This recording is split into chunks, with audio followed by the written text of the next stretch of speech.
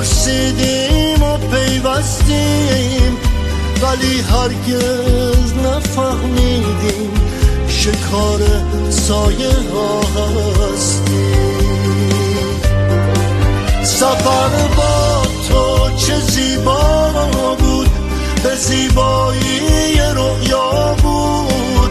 نمیدیدیم و میرفتیم، هزاران سایه با ما بود. سکوتت را ندانستم، نگاهم را نفهمیدی. نگفتم گفتنی ها رو، تو هم هرگز نپرسیدی.